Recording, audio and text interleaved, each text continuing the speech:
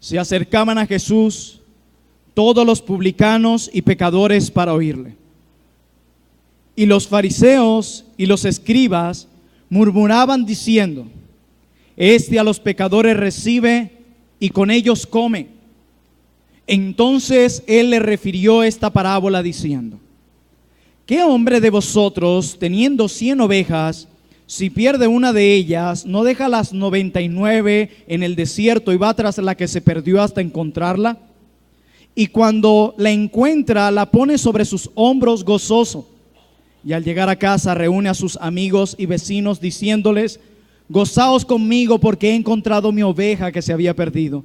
Verso 7. Os digo que así habrá más gozo en el cielo por un pecador que se arrepiente que por 99 justos que no necesitan de arrepentimiento. Verso 8, otra parábola. ¿O qué mujer que tiene 10 dracmas, si pierde una dracma, no enciende la lámpara y barre la casa y busca con diligencia hasta encontrarla? Y cuando la encuentra reúne a sus amigas y vecinas diciendo: Gozaos conmigo porque he encontrado la dracma que había perdido. Así os digo que hay gozo delante de los ángeles de Dios por un pecador que se arrepiente. Verso 11, otra parábola. También dijo: un hombre tenía 2 hijos, y el menor de ellos dijo a su padre: Dame la parte de los bienes que me corresponde, y les repartió los bienes. No muchos días después, juntándolo todo, el hijo menor se fue lejos a una provincia apartada, y allí desperdició sus bienes viviendo perdidamente. Y cuando todo lo hubo malgastado, vino una gran hambre en aquella provincia y comenzó a faltarle. Verso 15. Y fue y se arrimó a uno de los ciudadanos de aquella tierra, el cual le envió a su hacienda para que apacentase cerdos. Y deseaba llenar su vientre de las algarrobas que comían los cerdos, pero nadie le daba. Y volviendo en sí, dijo: ¿Cuántos jornaleros en casa de mi padre tienen abundancia de pan y yo aquí perezco de hambre? Me levantaré e iré a mi padre y le diré: Padre, he pecado contra el cielo y contra ti. Ya no soy digno de ser llamado tu hijo. Hazme como a uno de tus jornaleros. Y levantándose vino su padre, y cuando aún estaba lejos, lo vio su padre y fue movido a misericordia, y corrió y se echó sobre su cuello y le besó. Y el hijo le dijo: Padre, he pecado contra el cielo y contra ti, y ya no soy digno de ser llamado tu hijo.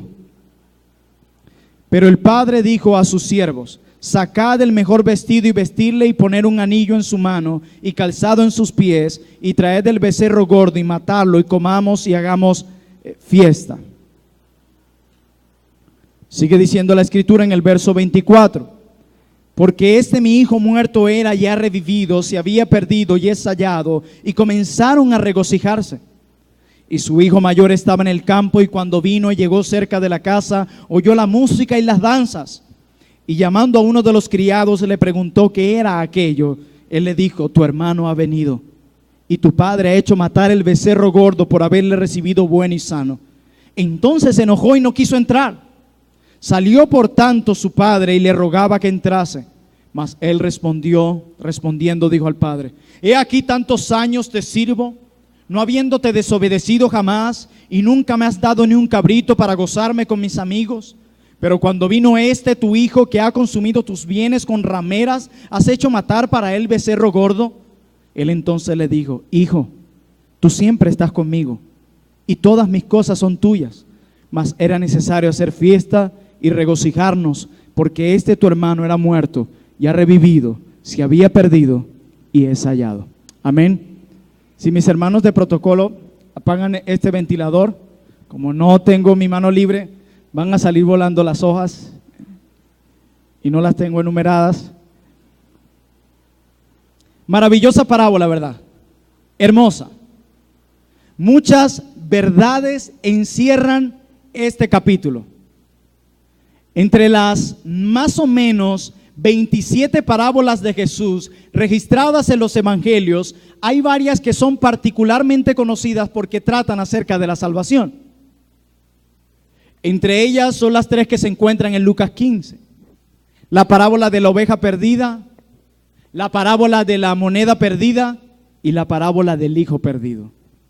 El obispo J.C. Ryle una vez dijo acerca de estas parábolas lo siguiente: probablemente no hay ningún capítulo de la Biblia que haya sido de más provecho para las almas de los hombres como lo es Lucas 15. Un rasgo interesante de estas parábolas es que surgieron de un ataque que los santurrones dirigentes religiosos de la época hicieron al ministerio de Jesús. Jesús ministraba a los marginados de la sociedad. Jesús ministraba a los publicanos. Jesús publicaba a los pecadores, es decir, aquellos que no conocían la ley ni observaban los pormenores legales de la religión farisaica. Era con esos con quienes estaba Jesús, con los más odiados de la época. Jesús circulaba libremente entre las personas sin ninguna dificultad. No los despreciaba como lo hacían los demás. Jesús los amaba. Y porque los amaba y se interesaba por ellos, era natural que ellos lo amaran y lo buscaran a su vez, ¿cierto? ¿Quién no quiere estar con alguien que te muestra amor, o un amor como este que busca el bienestar de tu alma? Los maestros de la ley se percataban de eso y se molestaban y llegaron a decir, como lo relata Lucas: este a los pecadores recibe y con ellos come. Con eso ellos pretendían manchar la reputación de nuestro Señor Jesús, pero en realidad parte de la gran gloria de nuestro Señor Jesús era rebajarse para salvar a los pecadores. ¿Escucharon eso? Parte de la gloria de nuestro Señor Jesús era rebajarse para salvar a los pecadores. Las tres historias tienen como fin mostrar que las acciones de Jesús no solo eran correctas, sino también son una revelación del carácter afectuoso de Dios. Es esto lo que nos muestran estas parábolas. Cómo Dios, aunque los hombres digan lo que digan, siempre todo lo que Dios hace es correcto. Pero también estas parábolas nos muestran el carácter bondadoso y afectuoso de Jesús. En las dos primeras parábolas Jesús hace hincapié en la oveja perdida sufrida por su dueño, luego aquella moneda perdida que desencadena una búsqueda ansiosa y rigurosa del objeto y su gozo al encontrarlo. En la última parábola, que es la que estudiaremos en esta mañana, enseña la misma lección al retratar la felicidad de un padre por el regreso de un hijo rebelde. En esa historia del hijo perdido se destaca el arrepentimiento del hijo y la actitud rencorosa de su hermano mayor que se había quedado en casa. La parábola que estudiaremos en esta mañana es llamada usualmente como la parábola del hijo pródigo, aunque en algunos textos de las Escrituras es más bien conocida como la parábola del hijo perdido. Como hemos dicho antes, esta parábola en Lucas 15 está ligada a otras parábolas un poco más cortas, que son la parábola de la oveja perdida y la parábola de la moneda perdida. Y antes de entrar a nuestra parábola, quisiera decir que estas tres parábolas están en el mismo contexto. ¿Cuál es el contexto central de estas tres parábolas? La salvación que Dios trae a los pecadores. ¿Por qué digo esto? Porque la primera y la última han sido muy mal interpretadas. La primera parábola de la oveja perdida, donde nos relata que aquel pastor deja las 99 y va en búsqueda de la perdida. Y muchos dicen que esa parábola tiene que ver con el contexto de la iglesia local y del trabajo de un pastor que predica en la iglesia, en el que debe por un momento abandonar las ovejas que tiene y ir por aquella descarriada o apartada, como le llaman hoy. No, hermanos, eso es un error. Esa parábola no tiene nada que ver ni con el rol de un pastor, ni con la iglesia local. Vayamos a Lucas 15. Luego que Jesús termina de relatar la parábola de la oveja perdida, el versículo 7 nos pone en contexto y dice, Lucas 15, verso 7, luego de terminar la parábola de la oveja, dice: os digo que así habrá más gozo en el cielo por un pecador que se arrepiente, que por 99 justos que no necesitan arrepentimiento. No está hablando en ningún lugar ni del pastor de una iglesia, ni está hablando de la iglesia local, para aquellos que han usado este texto de esa manera. Está hablando con la salvación que Cristo trae a los pecadores. Las 99 representaban a los justos que no necesitan arrepentimiento, y la perdida representa al pecador sin Cristo que necesita salvación. Y en la última parábola del hijo perdido también ha sido malinterpretada. Muchos dicen que ese hijo perdido es ese cristiano que profesó la fe en Cristo y que luego se apartó, se fue al mundo y que un día regresará como el hijo pródigo. Tampoco tiene nada que ver con eso. Tiene que ver con la salvación que el Señor trae a los perdidos. Estas tres parábolas, la de la oveja perdida, de la moneda perdida y del hijo perdido, tienen que ver con el tema de la salvación de incrédulos. Salvación que Dios trae por medio de la obra de Cristo a los pecadores. Así que, teniendo en mente lo que no significan estas parábolas, yo quiero ahora traer a sus mentes lo que sí significa esta parábola. Pero para entender Lucas 15 o la parábola del hijo perdido, es muy importante entender qué estaba pasando cuando Cristo da esta parábola. ¿Quiénes estaban allí? Y esto nos los deja claro Lucas en los primeros 3 versículos del capítulo 15. Y dice: se acercaban a Jesús todos los publicanos y pecadores para oírle, los más indignos. Y dice el 2: y los fariseos y los escribas murmuraban diciendo: este a los pecadores recibe y con ellos come. Entonces él, hablando de Jesús, le refirió esta parábola diciendo. Así que, mis amados hermanos y amigos, estas parábolas fueron una respuesta a la queja de los escribas y fariseos de que Jesús tenía un trato con pecadores y cobradores de impuestos.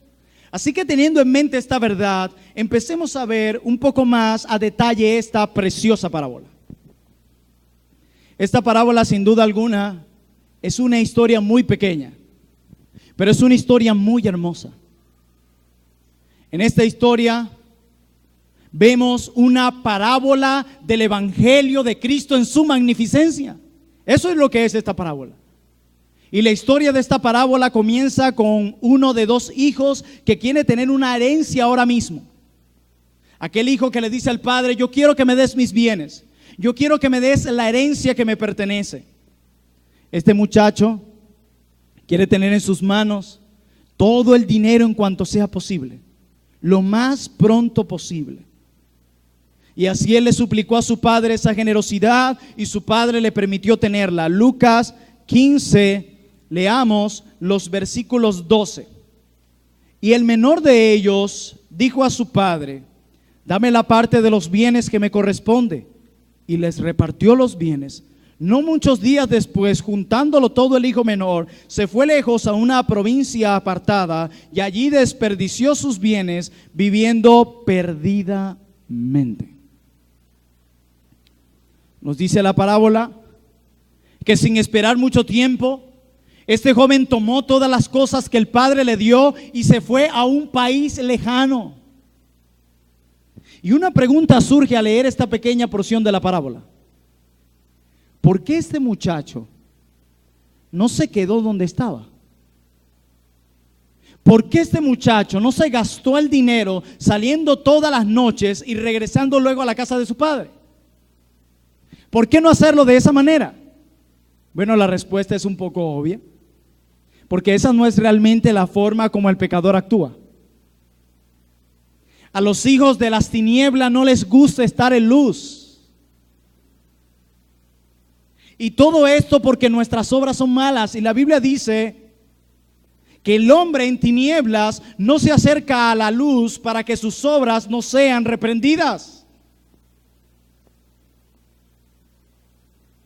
En la época de Jesús, cuando un hijo solicitaba a su padre una parte de la herencia familiar, mientras el padre estaba en vida, con fuerzas y salud, era como desearle la muerte al padre. O sea, eso es lo que estaba haciendo este hijo menor, pidiendo la herencia al padre, aun cuando el padre estaba vivo.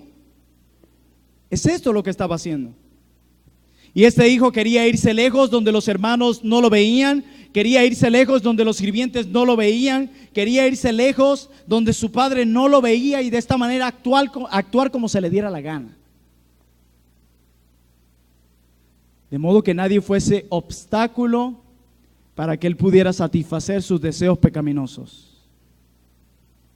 Y lejos de todos desperdició todas sus pertenencias. Y esto es un reflejo de lo que muchos hijos desean hoy. ¿No han escuchado a aquellos y que amigos, yo no sé si a eso se le puede llamar amigos? Si quieres hacer lo que se te da la gana, deja a tus padres. Yo te doy un espacio aquí en mi casita y podremos hacer lo que se nos da la gana. Gastar nuestra quincena sin tener que dar cuenta a papá y a mamá. Ir a rumbear como queremos sin ningún obstáculo, sin que nadie nos regañe cuando lleguemos tarde de la noche. ¡Vámonos! ¿Ustedes quieren ver cómo son realmente sus hijos? Envíalos a vivir solos y sabrán realmente lo que son y lo que hacen. Y ese muchacho decía: yo me quiero ir solo porque yo quiero hacer lo que se me da la gana. Yo no quiero rendirle cuentas a nadie y que nadie sea un obstáculo para mí, para yo satisfacer mis deseos pecaminosos, así que me voy. Y el texto nos dice que todos los bienes que su padre le dio, él lo desperdició.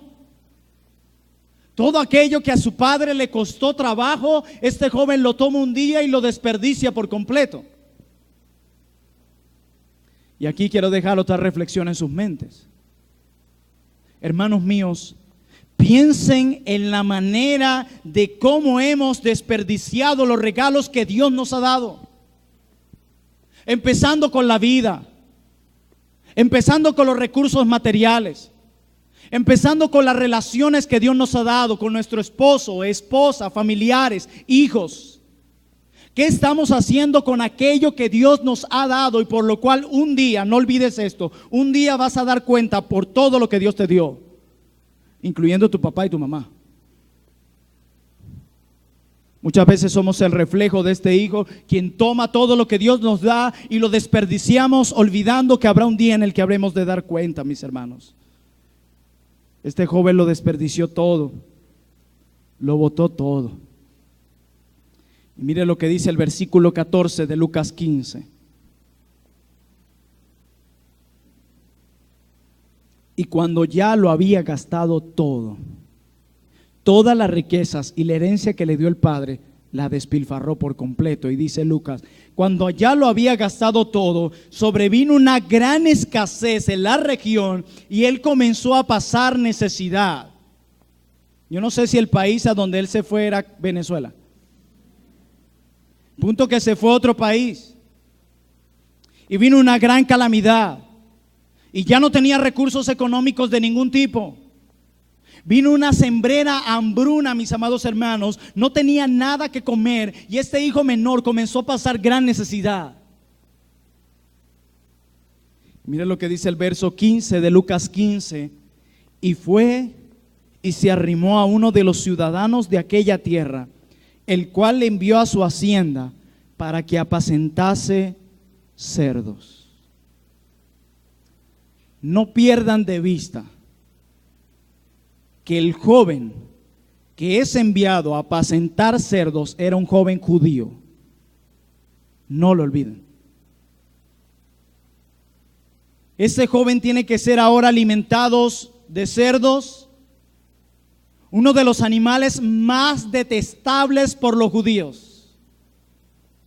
Imagínense a los escribas y fariseos escuchando esta parábola. Que él terminó trabajando entre los cerdos, siendo judío. Sí. Y dice Jesús: tranquilo que no he terminado. Y este joven, este hijo menor, no solo tiene que alimentar a los cerdos, él tiene que vivir con los cerdos.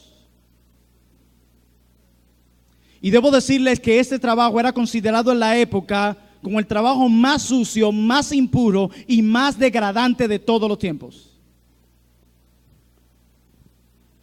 Este joven se encuentra en un estado indigente, tiene mucha hambre y está tratando de comer la comida destinada a los cerdos para no morirse de hambre. Él espera llenar su estómago con las cáscaras que comían los cerdos, pero ninguno le daba nada. Y llega un cambio aquí. Cuando este joven se encuentra en la total miseria, en el total desastre de su vida, viviendo las consecuencias de su pecado, hay un cambio acá. Pero antes de mostrar lo que el texto dice, yo quisiera recordarles a todos que ninguno de nosotros debemos ver el pecado con ligereza. Ni nuestros malos pensamientos, ni nuestras malas intenciones, ni las palabras que salen de nuestra boca. Nada podemos verlo con ligereza por la sencilla razón de que Dios no ve el pecado con ligereza. Nosotros no podemos tolerar el pecado y verlo como algo normal o disminuirle su grado, porque Dios no lo hace. Dios no tolera el pecado de ninguna manera. Él es santo, santo, santo. Y las tinieblas no tienen ninguna comunión con la luz, ninguna.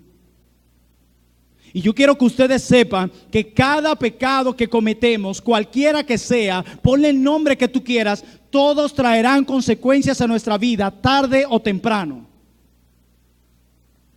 Si no, pregúntele al hijo de la parábola.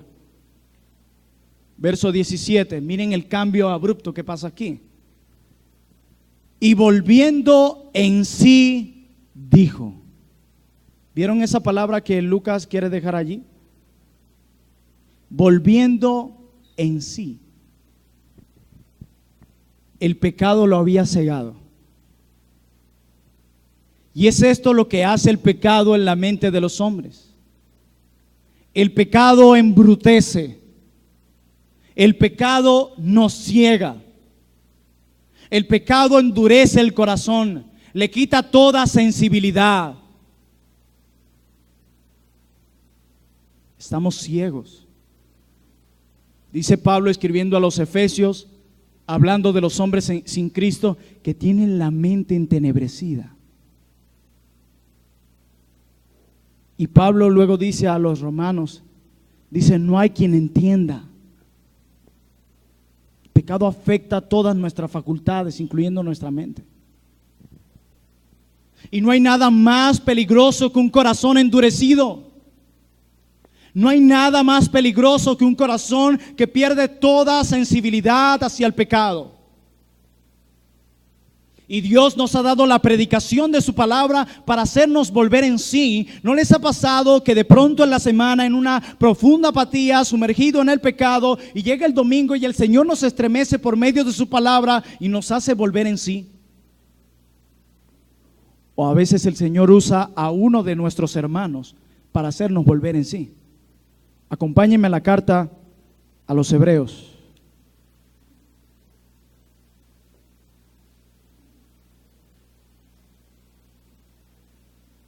Específicamente al capítulo 3.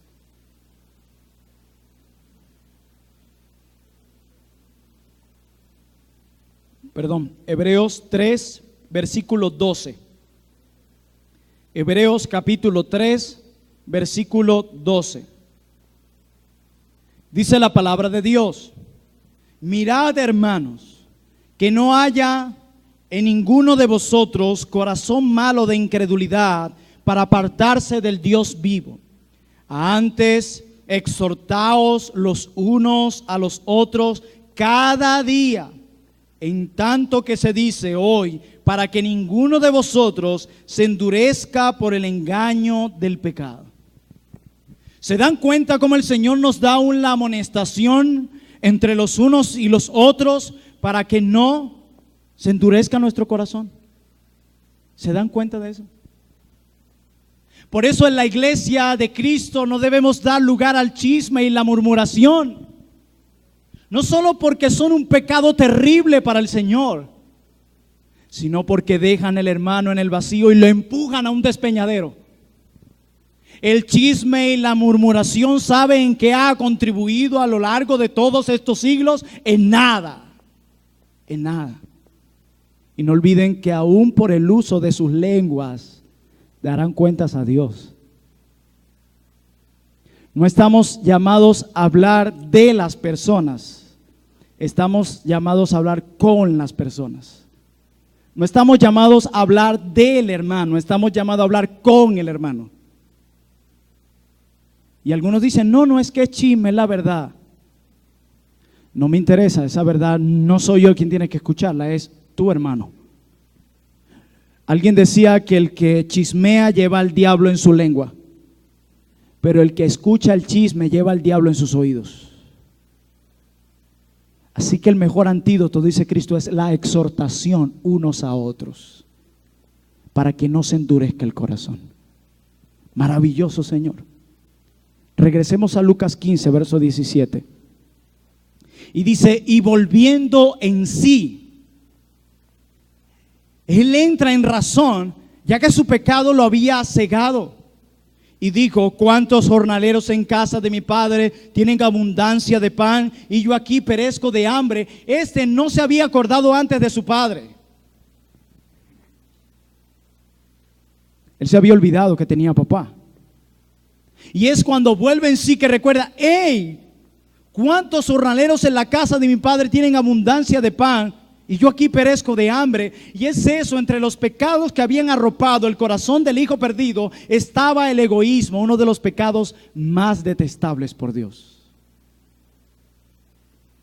Tenemos la idea de que primero yo, segundo yo, y si hay chance, tercero yo.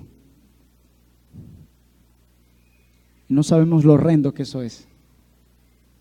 Eso va en contra del carácter santo de nuestro Dios, quien es bondadoso. No hay ni un gramito de arena de egoísmo en nuestro Dios.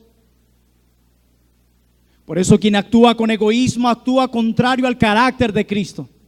Quien se dio por nosotros, quien murió por nosotros, quien se humilló por nosotros, quien nos amó a nosotros. Esa es la manera como Dios en su palabra describe la obra de Cristo, siempre a favor de nosotros. ¿Y qué recibe a cambio el Salvador? Nuestro rechazo. Por eso es contrario al evangelio. Escuchen bien, por eso es contrario al evangelio. Cristianos que andan demandando a los demás. Nosotros debemos enfocarnos, y escuchen bien, al 100% en cómo podemos servir y amar a otros, así no sea amado por otros. Eso es el evangelio. Eso sí es el cristianismo. Lo contrario no. Lo contrario es totalmente opuesto al carácter bondadoso de Dios. Y este joven había sido atrapado por el egoísmo, y cuando vuelve en sí se acuerda de su papá. Cuando estaba en esa dura situación pensó en volver a su casa porque allí siempre había de todo. Sin embargo, su conciencia lo acusaba por haberse ido de su casa, así que se convenció de que volvería, pero trabajaría como un jornalero. El hijo pródigo volvió en sí. Pero quiero aclarar que él no volvió en sí por sí mismo. Decía R.C. Sproul, nadie vuelve en sí mismo por sí mismo. Nadie es despertado por las cosas de Dios por un reloj despertador. Solo Dios puede despertar al aletargado pecador de su letargo. Solo Dios. Nadie puede hacer despertar a los hombres de esa muerte espiritual, solo Dios. Así que esta es una historia de cómo Dios salva a pecadores que están viviendo en corrales de cerdos. Es esta historia. Y miren lo que dijo este muchacho: me levantaré, iré a mi padre y le diré, Padre, he pecado contra el cielo y contra ti. Ya no soy digno de ser llamado tu hijo. Hazme como a uno de tus jornaleros. Hermanos, esto es precisamente lo que pasa cuando un pecador es despertado por la gracia de Dios. Va arrepentido a su Señor y reconoce que ha pecado no contra un país, no contra una persona, que ha pecado contra Dios. Todo pecador que ha sido una vez despertado por la gracia de Dios actúa de esta manera, hermanos. Antes este joven solo quería aprovecharse de los bienes de su padre. Él solo estuvo interesado en lo que su padre le podía dar. Mas ahora solo quiere ser esclavo de su padre, ahora quiere servirle. No soy digno de ser llamado tu hijo, le dice. Hazme como a uno de tus jornaleros. Esto es lo que sucede en la vida de un pecador cuando la gracia de Dios llega a su vida. Solo desea servirle a su Padre Celestial, al amo amoroso a quien le pertenece.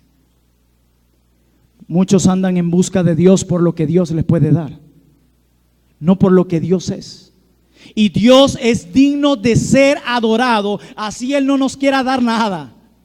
Él es el Rey del universo, nos ha creado, a Él le pertenecemos. Él es el Rey de gloria, el Redentor de los pecadores.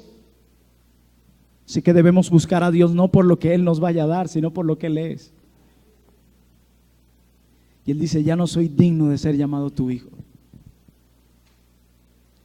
Esta es nuestra posición cuando pecamos delante de Dios. El humillarnos y el reconocer que no somos dignos de recibir nada de Dios, ni la vida misma, porque estamos vivos hoy por la pura gracia de Dios. Nosotros vivimos en la vida exigiendo cosas porque creemos que merecemos algo, pero por ser pecadores lo único que merecemos es el castigo eterno. Mas Dios en su amor nos ha dado más de lo que merecemos. Y Él le dice: no soy digno de ser llamado tu hijo. Es como si Él le dijera: no te pido que me llames hijo, trátame como a uno de tus sirvientes. No lo merezco. No lo merezco. Este joven ha tocado fondo, está indignado, está arrepentido. Y ahora la historia en Lucas cambia el foco hacia el Padre. Versículo 20 de Lucas 15. Y levantándose vino a su padre, y cuando aún estaba lejos, lo vio su padre y fue movido a misericordia, y corrió y se echó sobre su cuello y le besó. Qué hermoso. Yo veo al padre del pródigo mirando a la distancia. Él ve a una figura aproximándose a varios metros de distancia. Y él ve la manera de caminar de esa persona que viene allá, y ve algo familiar en aquella figura que se acerca. Parece mi hijo. Parece que es él. ¿Qué padre no conoce a su hijo al mirarlo que sea de lejos? Él está pensando: este quizás es mi hijo que se había ido. Y el padre se levanta y comenzó a correr para recibir a su hijo. Y yo quiero decirles que en aquella época no se usaban jeans o pantalones como en la nuestra. Se usaban túnicas muy largas y muy pesadas. Yo me imagino al padre recogiéndose la túnica y corriendo hacia su hijo. Imagínense el escenario tan maravilloso y tan hermoso el que tenemos aquí. Y al encontrarse con su hijo, el padre lo abrazó y lo besó. No hubo ni regaños, ni amonestaciones, solo amor filial expresado con el amor y el beso de un padre alegre. Es lo que tenemos acá. Y dice el versículo 21: y el hijo le dijo: Padre, he pecado contra el cielo y contra ti, y ya no soy ni digno de ser llamado tu hijo. Pero el padre dijo a su siervo, el padre dijo: no, soy alegre porque estás aquí, hijo. El padre no empieza: mira, es que te fuiste, mira, yo te di esto, tanto que me costó, y a la final trajiste algo, te quedó algo, hijo. De repente invertimos y sacamos el jugo a algo. No, todo está perdido. Menos mal que no le preguntó eso, porque el hijo lo que le iba a decir: nada, papá. Y el padre dice: no. El padre dijo a su siervo: saquen el mejor vestido y vestirle, ponle un anillo en su mano y calzado en sus pies, y traed el becerro gordo y matadlo, y comamos y hagamos fiesta, porque este es mi hijo, muerto era, ya revivido, se había perdido y es hallado. Y comenzaron a regocijarse. Y si ustedes ven las dos parábolas anteriores, todas terminan en gozo. Cuando encuentran a la oveja perdida, se la montan el hombre gozoso. Cuando encuentran el dracma, llama a sus amigas y vecinas y se gozan todas.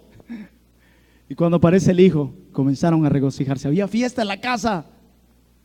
Había una gran fiesta. Y el padre dijo: traigan la mejor ropa, coloquen un anillo en su mano, el anillo familiar, el anillo de autoridad. Y eso dice que él es mi hijo y que tiene autoridad sobre esta casa.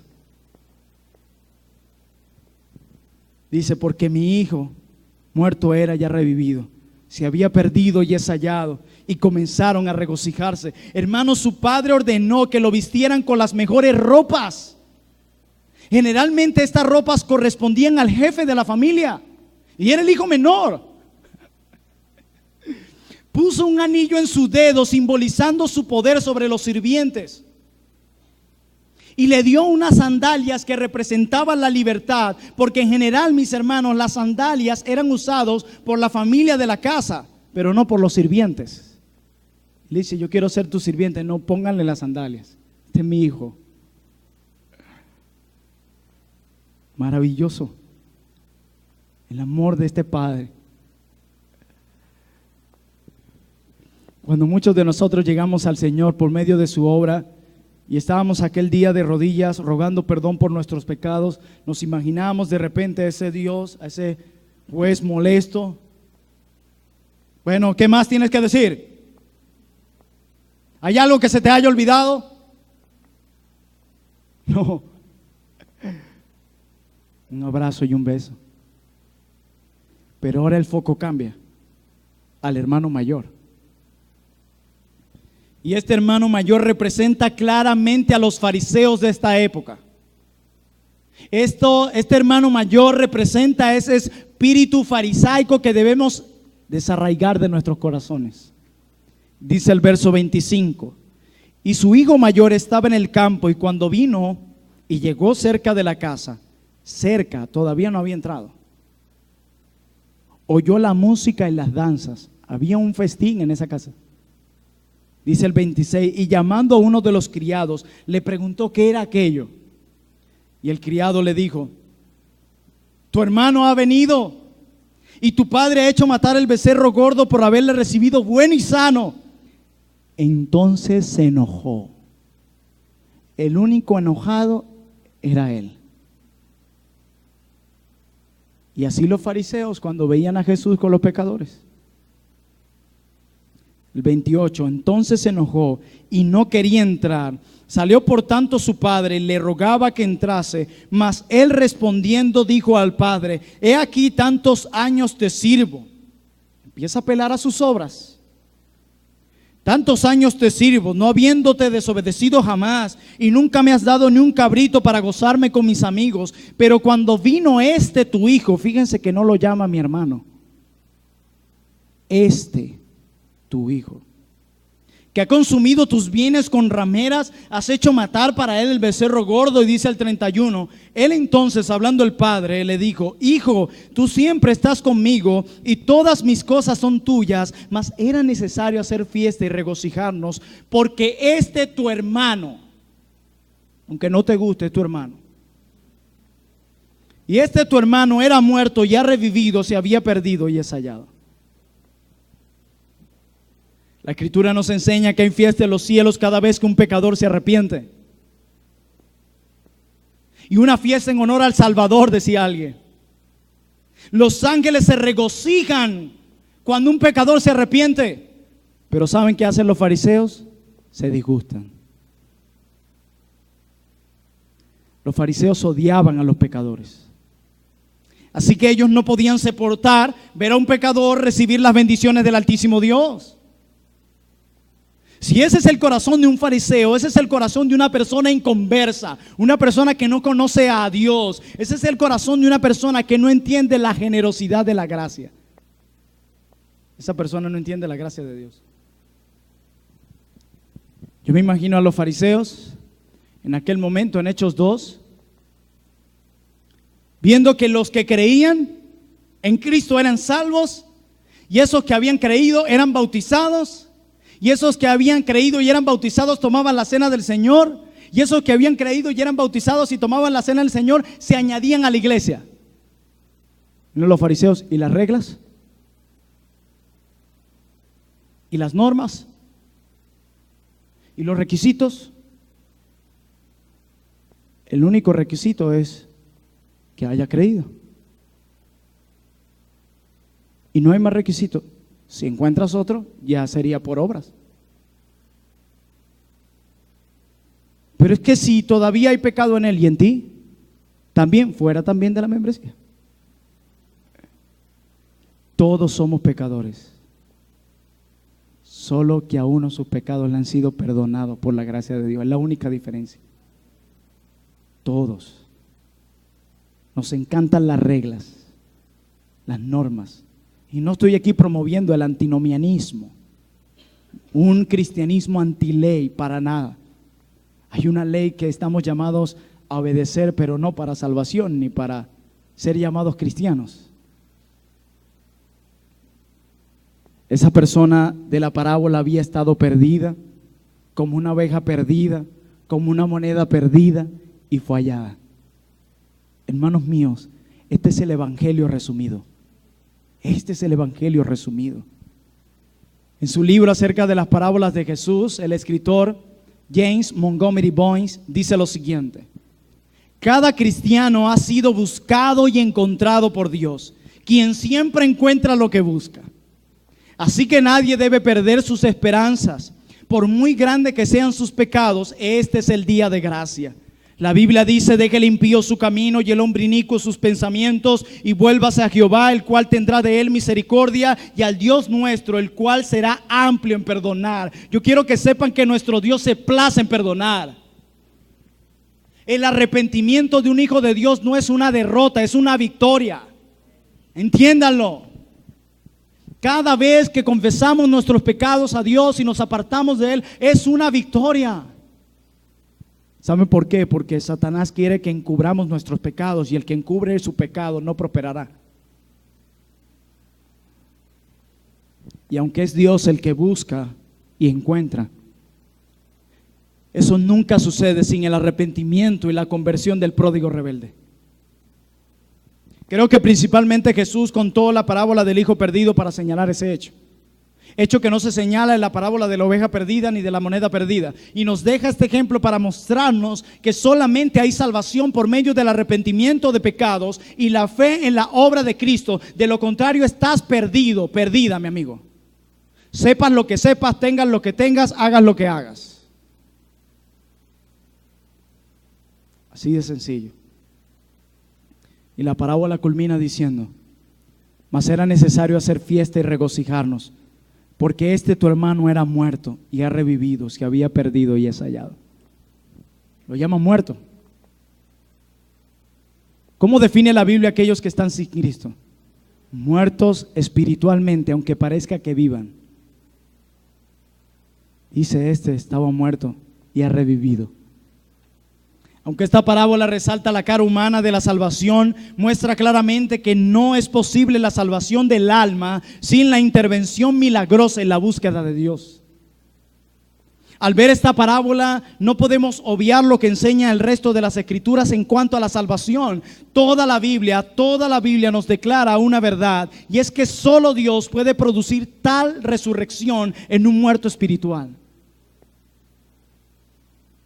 Todos los días Dios está resucitando a uno de sus hijos, llevándolos de la muerte a la vida.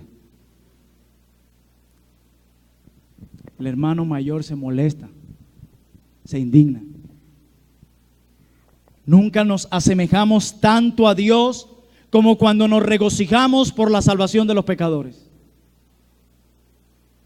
Pero nunca nos asemejamos tanto a los fariseos como cuando despreciamos a quienes se convierten de esa manera y nos creemos superiores a ellos. ¿Recuerdan la parábola del fariseo y el publicano? Yo diezmo de todo lo que gano, yo ayuno, no soy un adúltero, ni aún como este publicano. ¿Recuerdan lo que les decía la semana pasada? Cuando te vayas a comparar, no te compares con los demás. Siempre habla a alguien mejor que tú, humanamente hablando, o mejor que tú. Compárate con Jesús y se acabó. Y me dice luego quién es mejor. Estos se querían superiores. Guardémonos, por favor, de ese espíritu farisaico.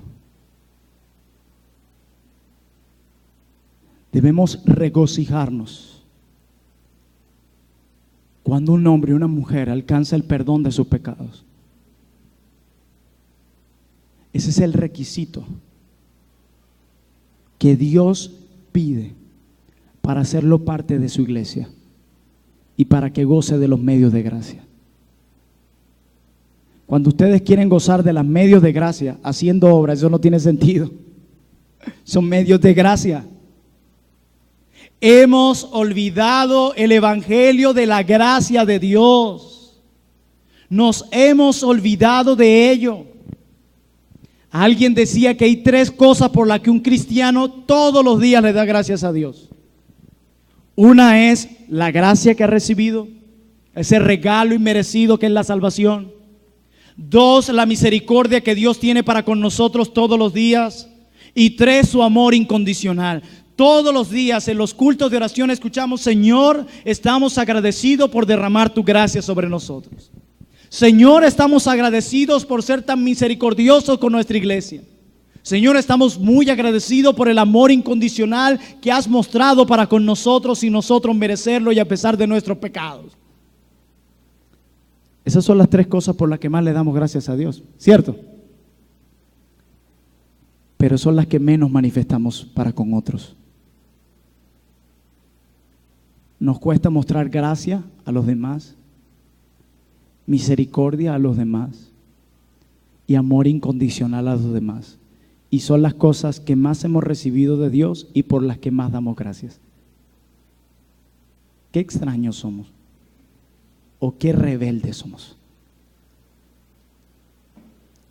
Ese espíritu farisaico está allí en el corazón de cada uno de nosotros y hay que desarraigarlo pronto. ¿Y saben lo que es pronto? Es pronto.